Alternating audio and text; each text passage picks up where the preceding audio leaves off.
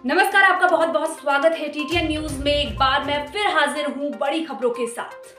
शक्तिनगर आवासीय परिसर स्थित वनिता समाज द्वारा संचालित टाइनी टोट्स स्कूल में शनिवार को वार्षिकोत्सव का आयोजन किया गया, जहां बच्चों ने कार्यक्रम में एक से बढ़कर एक रंगारंग कार्यक्रम प्रस्तुत कर दर्शन दीर्घा का दिल जीत लिया। कार्यक्रम का शुभारंभ मुख्य अतिथि एनटीपीसी के कार्यकारी निदेशक बसुराज गोस्वामी व जयिता गोस्वामी वनिता समाज के अध्यक्ष ने दीप प्रज्वलित किया। जयिता गोस्वामी ने संबंधित में कहा कि टाइनी टोट्स स्कूल क्षेत्र का काफी पुराना स्कूल है, जो नन्हे मुन्ने बच्चों को प्रारंभिक एवं गुणात्मक शिक्षा प्रदान करता है। स्कूल में अब तक तकरीबन 10,000 से अधिक बच्चों को शिक्षा प्रदान की जा चुकी है। साथ ही वर्तमान में 280 बच्चे अध्ययनरत हैं। उन्होंने अभिभावकों के प्रति आभार प्रकट किया और उनके उज्जवल भविष्य की कामना की।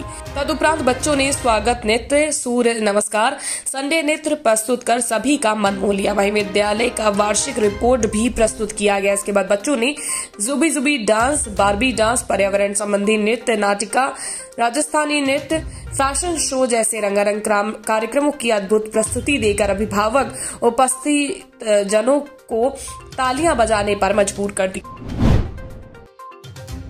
चावला इलेक्ट्रॉनिक्स ने आज अपनी स्थापना के 35 वर्ष पूरे कर लिए। इस अवसर पर 35वां वर्षगांठ समारोह बड़े उत्साह से प्रतिष्ठान पर मनाया गया, जिसमें प्रतिष्ठान के अनेक ग्राहकों व कर्मचारियों ने भाग लिया। चावला इलेक्ट्रॉनिक के प्रोप्राइटर बीएस चावला ने स्थापना के 35 वर्ष पूर्ण होने पर अपने सभी ग्राहकों व शुभचिंतकों का हार्दिक आभार व्यक्त किया। उन्होंने कहा कि ग्राहकों के विश्वास ने हमें प्रेरित किया है कि हम विश्व स्तरीय क्वालिटी, उम्दा सर्विस, वाजिब व एक दाम के साथ सभी बड़ी कंपनियों के उत्पाद एक ही छत के नीचे उपलब्ध करवा सके। इस अवसर पर करणदीप सिंह चावला व्यापार मंडल के अध्यक्ष, सीआईएस के अध्यक्ष, साथ ही साथ तमाम लोग, सम्मानित ग्राहक उपस्थित रहे।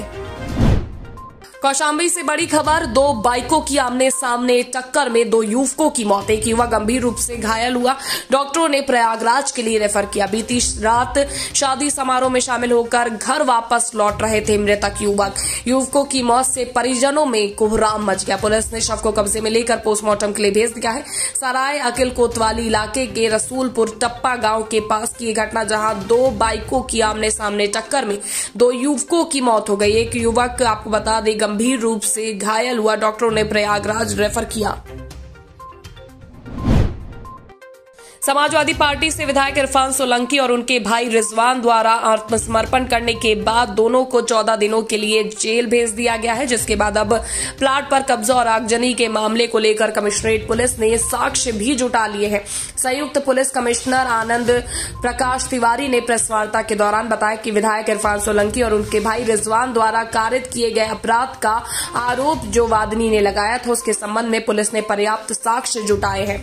उनका कहना था कि जल्द से जल्द विवेचना करके माननीय न्यायालय के समक्ष प्रस्तुत किया जाएगा। इसके साथ ही विधायक द्वारा कुटर्चित दस्तावेज के आधार पर हवाई यात्रा करने के साक्ष्य भी संकलित किए जा चुके हैं। उन्होंने बताया कि अन्य लोगों ने विधायक के खिलाफ जो प्रार्थना पत्र दिए हैं, उसके लिए पुलिस की अलग से कमेटी बनाई गई है। वो कमेटी सभी मामलों की जांच करके नियमानुसार कार्रवाई की करेगी। मुकदमा अपराध संख्या 127/22 थाना जाजमऊ और 198/22 थाना ग्वालटोली के मुकदमे में तेजी से विवेचना की जा रही है। सभी प्रकार के साक्ष्य संकलित कर लिए गए हैं और प्रथम दृष्टया यह पाया गया है कि विधायक इरफान सोलंकी, उनके भाई रिजवान सोलंकी के द्वारा कारित किए गए अपराध का जो आरोप वादिनी ने लगाया है, उसके संबंध में पर्याप्त साक्ष्य और सबूत इस मुकदमे की विवेचना में पाए गए हैं। हमने न्यायालय के समक्ष इसे समय समय पर रखा भी है हम इस महीने में पूरी विवेचना तेजी से समाप्त करते हुए न्यायालय के समक्ष रख देंगे। दूसरी विवेचना भी हम तेजी से पूरा करेंगे और वहां पे हमने दिल्ली से, मुंबई से एयरपोर्ट के सीसीटीवी फुटेजेज, सभी यात्री वाही जो हवाई जहाज हैं उनके पैसेंजर लिस्ट, ओयो के द्वारा जमा किए गए डिटेल, होटल का डिटेल, ये सारा डिटेल लेकर के जिसमें कूट रचित दस्तावेज के बुनियाद पर यात्रा करने का आरोप है, जिसमें 467, 468, 471, 472, 419, 420 का आरोप है, उसमें सभी प्रकार के साक्ष्य हम संकलित कर चुके हैं और उसका भी आरोप पत्र हम इसी महीने में जमा कर देंगे। रहा सवाल बाकी अन्य उन प्रार्थना पत्रों का जो कि जनता ने हमारे यहाँ दिए हैं, बड़ी संख्या में लोगों के द्वारा प्रार्थना पत्र दिए गए हैं, जिसमें विभिन्न प्रकार के गंभीर अपराधों के बारे में बताया गया है। हमने एक कमेटी बनाई है, कानपुर नगर पुलिस ने मृगांक शेखर पाठक एसीपी स्वरूप नगर के नेतृत्व में सूर्यबली पांडे निरीक्षक और रत्नेश सिंह निरीक्षक को साथ में रखते हुए एक कमेटी बनाई है कि सभी मामलों की जांच कर लें और जांच करके ये देखें कि कहां कहां पर संज्ञेय अपराध पाया जाता है। जैसा भी जांच में आएगा तदनुसार कार्यवाही की जाएगी। और हमने यह भी सुनिश्चित किया है कि जो भी अभी तक के मामले हैं इनके पूर्व में कारित अपराध हैं, जैसा कि इनके ऊपर विधायक इरफान सोलंकी के ऊपर 11 आपराधिक मामले हैं, जिनमें 4 अभी प्रचलन में हैं, 7 अंतिम रूप से न्यायालय को दाखिल किए गए हैं, जिनमें 4 में एफआईआर लगी हुई है। उन सभी की समीक्षा भी एक बार पुनः मृगांक शेखर पाठक और उनकी टीम के द्वारा किए जाने की अपेक्षा की गई है, ताकि उनमें भी गुण दोष के आधार पर अग्रेतर कार्यवाही की जा सके। पूर्व आईपीएस ने सरकार पर साधा निशाना, केवल विपक्ष को टारगेट कर रही भाजपा। अधिकार सेना पार्टी के राष्ट्रीय प्रमुख और पूर्व आईपीएस अमिताभ ठाकुर शनिवार को कानपुर पहुंचे। यहां पहुंचकर उन्होंने प्रेस वार्ता करते हुए बताया कि निकाय चुनाव को लेकर अपने प्रत्याशियों को उतारने में लगे हुए हैं। तो वहीं मौजूदा सरकार की कार्यशैली पर सवाल उठाते हुए कहा कि सरकार केवल विपक्ष को टारगेट करने का काम कर रही है। आगजनी और जमीन कब्जे के मामले में आरोपी सपा विधायक इरफान सोलंकी द्वारा किए गए आत्मसमर्पण को लेकर उन्होंने सरकार और पुलिस को भी घेरने का काम किया। उनके मुताबिक विधायक के आत्मसमर्पण की कहानी पहले ही लिखी जा चुकी थी। साथ ही इस पूरे मामले में उन्होंने भाजपा के एक बड़े नेता पर भी निशाना साधा। उनका कहना है कि प्रदेश और कानपुर में कानून व्यवस्था पूरी तरह से ध्वस्त हो चुकी है। पुलिस केवल सरकार के इशारे पर ही कार्य कर रही है। और उन्होंने क्या कुछ कहा, सुनिए। आज की वार्ता का उद्देश्य क्या है?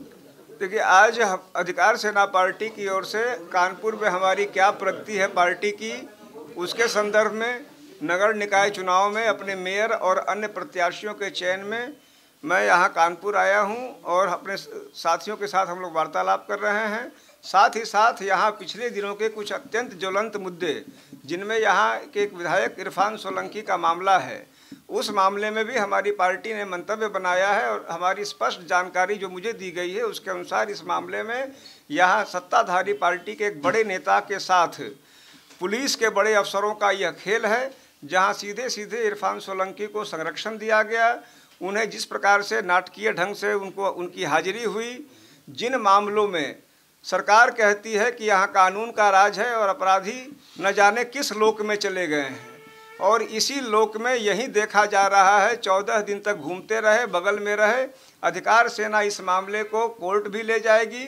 जिस प्रकार से ये पूरा मामला हुआ, जो कानून का गला रेता गया, घोंटा गया, जो बुलडोजर कहा जाता है कि छोटे मामलों में निर्दोष लोगों के घरों में बुलडोजर रौंदता है, उनको गिराता है, ढहाता है, इस मामले में वह बुलडोजर कहाँ शांत पड़ा था, अधिकार सेना ये जानना चाहती है।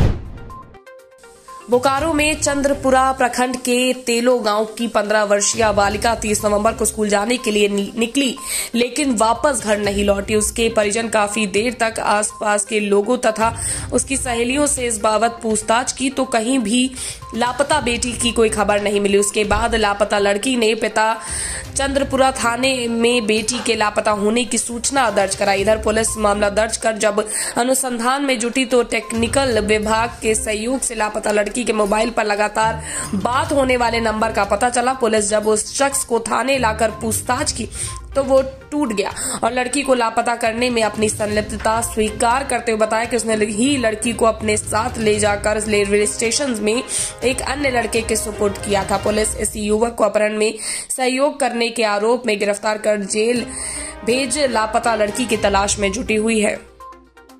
जेल भेज रहे हैं, क्या मामला है, इसको क्यों जेल भेजा जा रहा है? 30 तारीख को एक नाबालिग लड़की के अपहरण की प्राथमिकी दर्ज कराई गई थी एक नेम्ड एक्यूज के अगेंस्ट में।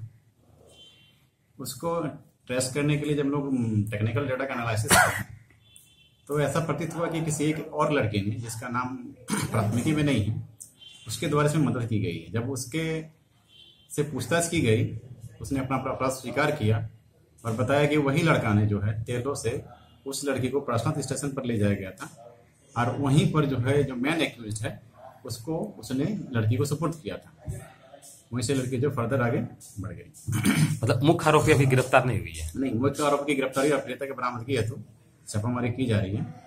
ये जो बातें आए जो अभी गिरफ्तार वाली, वो अनुसंधान के क्रम में आई कि या अन्य कहीं और साक्ष्य मिली थी? अनुसंधान के क्रम में टेक्निकल एविडेंस हम लोग कलेक्ट कर रहे थे। उसी क्रम में ज्ञात हुआ कि एक पर्टिकुलर नंबर जो है दोनों से काफी लगातार संपर्क में था जब ये लड़की मिसिंग हुई थी। जब इसे सख्ती से पूछताछ की हम लोग, ये कन्फेस किया कि हम ही जो है लड़की को ले जाके उसको सुपुर्द किए थे पर्सनल पुलिस स्टेशन। इसके ऊपर पहले से प्राथमिकी दर्ज नहीं, प्राथमिकी दर्ज नहीं है। अनुसंधान के क्रम में जब इसकी संलिप्तता पाई गई तो सदर पर इसकी गिरफ्तारी हुई है। तो इस पे क्या धारा लगाया गया? उसी धारा पर 34 लगेगा।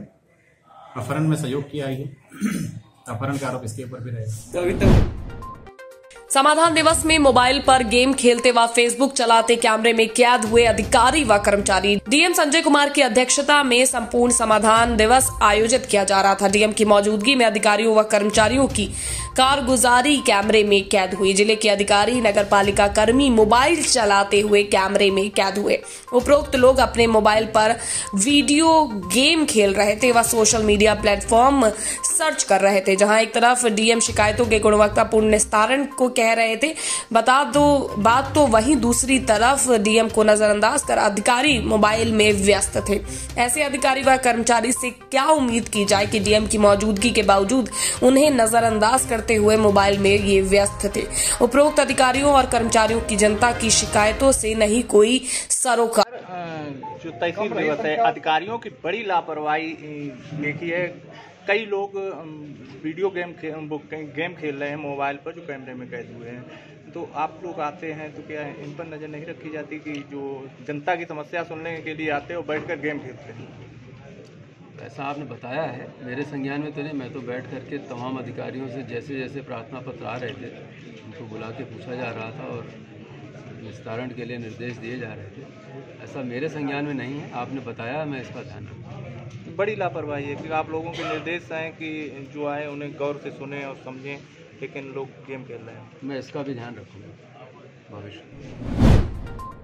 फर्रुखाबाद से बड़ी खबर, ट्रैक्टर की टक्कर से बाइक सवार युवक की दुर्घटनाग्रस्त मौत हो गई है। अनियंत्रित ओवरलोड ट्रैक्टर ट्रॉली ने पाल गेस्ट हाउस के पास बाइक सवार युवक को कुचल दिया। मृतक युवक हिमांशु कटियार अपने पैतृक गांव घर ग्राम मेहरूपुर सहजू से दूध लेकर फतेहगढ़ जा रहा था। घटना की जानकारी मिलते ही मौके पर पहुंचे परिजन उसे जिला अस्पताल लोहिया लेकर पहुंचे। 4 डॉक्टर ने युवक को मृत घोषित कर दिया। सूचना पर पहुंचे सीओ सिटी प्रदीप सिंह ने घटना का स्थलीय निरीक्षण कर जांच की और पड़ताल भी की। सीओ सिटी प्रदीप सिंह ने यातायात प्रभारी को ओवरलोड वाहनों के खिलाफ सख्ती से कार्रवाई करने के निर्देश दिए। मृतक युवक के परिजन की तहरीर के आधार पर पुलिस ने ट्रैक्टर चालक के खिलाफ मुकदमा दर्ज कर लिया है। वहीं आपको बता दें, ट्रैक्टर चालक फरार चल रहा है। फतेहगढ़ कोतवाली क्षेत्र में कमालगंज फर्रुखाबाद मार्ग पर पाल गेस्ट हाउस के पास का मामला। सर, एक्सीडेंट हुआ है, क्या मामला था पूरा यहाँ? ये छोटी जेल है, उस याकूबगंज में जाते वक्त नेपाल ढाबा के पास में एक एक्सीडेंट हुआ है ट्रैक्टर से बाइक सवार है, उसकी हो गई है। बॉडी को पुलिस में जब्त करने के पंचायत में डीएम के भेजा गया और जैसे ही तहरीर आई उसके हिसाब से सर कुछ मालूम पड़ा ये कहाँ का रहने वाला था?